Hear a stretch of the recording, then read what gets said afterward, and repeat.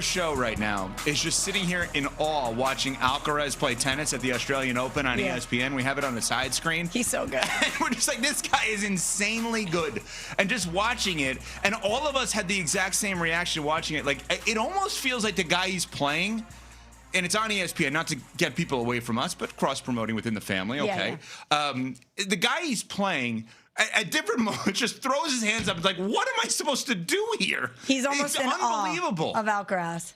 And this guy, what Pat said that is the 6th ranked player in the world that Alcaraz is playing. And the guy, he's down 7-5, 6-2, 3-1, 40 love in the third set. It's ridiculous. He just aced him. It's unbelievable. There should just be a mercy rule. Like just hands up. All right, we're good, guys. We can stop. He's gonna beat me. I'm good. Pat, you I think had the best point where you were saying the gap between Alcaraz and some of these other guys is so big. Even the 6th best player in the whole world. Yeah, the 2 top players are so far ahead of the rest of the field in tennis. It's not even funny. But there's one we've seen upsets in sports, right? We've seen players not give up and fight back and everything. This guy that Alcaraz is playing, I think, had the right reaction of like, this is not, we don't do the same thing here. Like, we're not playing the same sport, right? I played high school football. Imagine me going against Cece. That's not the same sport. Definitely not. Right? We both technically played football. Different levels, obviously. But that's not this, that's what this guy, how do you say his Diminu? I don't know how to say his name. I apologize. But it just, you catch a glimpse of this, and this is utterly absurd. Just how good Alcaraz is. For context, the ATP rankings is a point system. Alcaraz has 12,000 points. Sinner has 11,500. De Minaur is 6th in the world and has 4,800. Oh my gosh. It's not close. Huge gap. Yeah.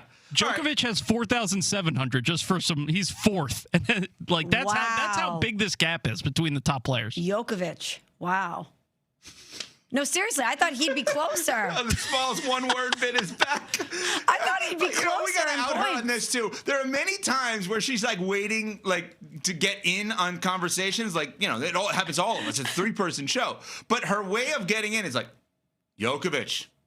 Wow. No take, nothing. Just name and adjective. What? Interesting. Were you about to do a Zaslow impersonation yeah, it's hard. of Michelle? It's hard to not be Zaz in those. So good. Wow. Big deal. Interesting. Good tennis. All right, we are on Sportsmanlike here on ESPN Radio, ESPN2. I think Nuno, and I like it a lot, I think Nuno put a topic on our rundown today just to agitate you. Oh, yeah. Me? Oh, yeah. Mm-hmm. Nuno asked the question, now that we are in the Super Bowl, Patriots, Seahawks, which playoff teams missed their window? Are you trying to ask the question, did the Packers miss their window? Oh, boy, here we go. I'm actually not. I didn't think about the Packers. Thank you, Nuno, because that's not the team that I had prepped for either. Well, obviously, you wouldn't say they've missed their window, but I think you can admit that they've been disappointing. They've almost been, do you want to say failure? But I would say failure based upon the way a lot of people, this show included, talk about Matt LaFleur and also Jordan Love. Based upon that, I think I would consider them a failure at this point. No division titles. Okay. Does context matter, or are we just going to say they're a failure without actually diving into it at all? Okay, well, the question is about missing the window. Nuno said to this point they've been a failure because no, let me rephrase. They have failed at matching and reaching or exceeding their expectations, right? The expectation was not a one-and-done playoff appearance. That wasn't the expectation this year, even before Micah. Let's be fair. Sure, but when your best defensive player, essentially the quarterback of your defense, gets injured, your quarterback is also injured down the stretch and into the playoffs, and arguably one of his most important offensive weapons is also out for the season. So many guys were banged up. I'm not going to look at this season as a failure.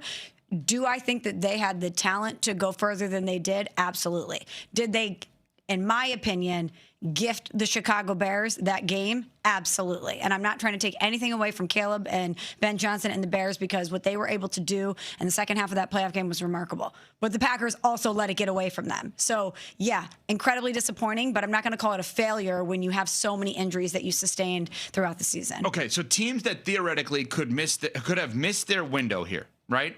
So Broncos, technically you could look at them and say, are we sure that this wasn't their best shot at getting there because of the fact that Mahomes comes back, hopefully healthy next year, Eric Bieniemy back in the building, which I think is a big deal for the Chiefs. They had their best. He is to Kansas City is to what Josh McDaniels is to New England. No doubt. Other people may not love him, but it works there. It works there, right? Sometimes you need to have the self-awareness to know on both parties that this is best for both of us. So I think the Broncos are in that conversation. Steelers, Texans, Jaguars, Chargers. Okay, obviously options here. 49ers, Panthers, Rams. There's only one obvious option. Eagles. No, not Bears. the Eagles. No. There's only one team in the playoffs that you think missed their window. I think there's one obvious candidate here. Are you going to tell us or no? It's the Buffalo Bills. How can we look at the Bills and not say that they missed their window to win a championship? And I know the immediate argument is, well, they've got Josh Allen under center. He's the best quarterback in the sport. As long as they have him, they've got a shot.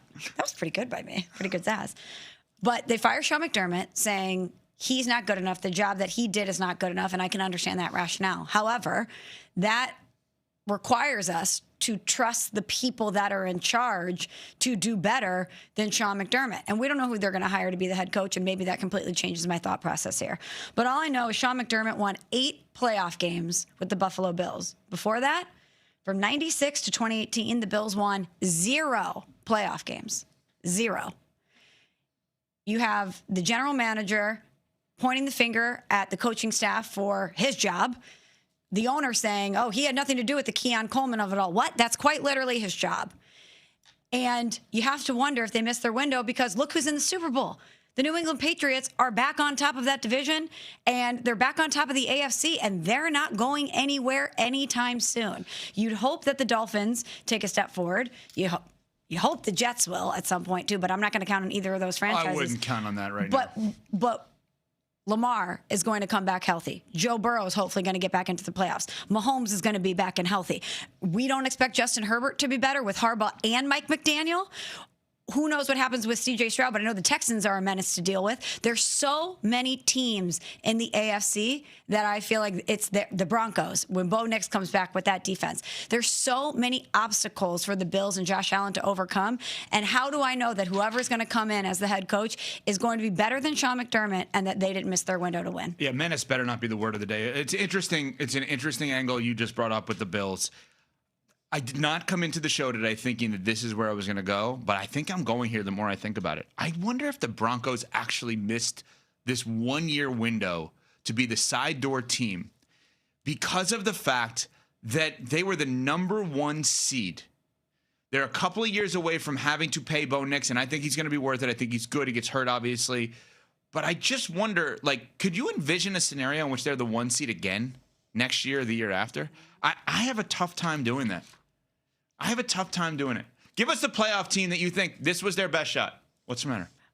Oh, we have a call that Nuno would like us to take. Oh, I know. I was going to get to Sorry, that. he was in my ear. I know, but you're pointing all over the place. I thought something was wrong because I said before the show this is going to be a breaking news show. I just don't know what the breaking news is, and they all think I jinxed it.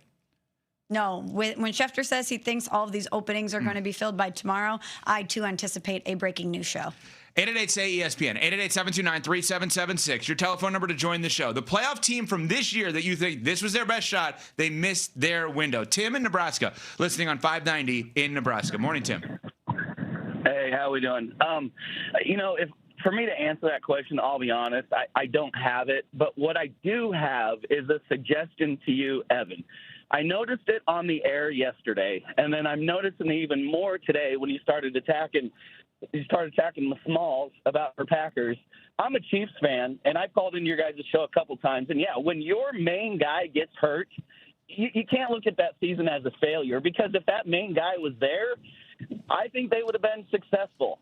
I'm going to pinpoint that in your direction, Evan, because had Bo Nix been healthy, I don't think New England wins that game. In fact, I'm going to go to the extent and say had the weather not taken the direction it had, that's until that point, I didn't see New England start to take control of that game. So my suggestion to you would be appreciate the fact that you're in the Super Bowl and appreciate the fact that you have the organization that you have, because for all we know, look at Dan Marino.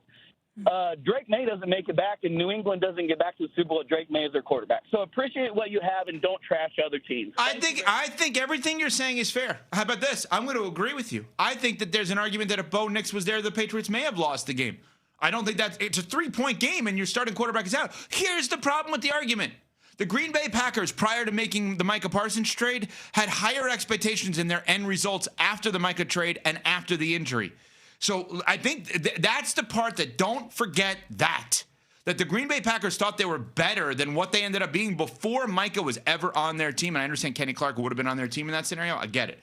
888-SAY-ESPN is your telephone number to join the show. The playoff team that missed their window this year is, we'll get your phone calls coming up. We're on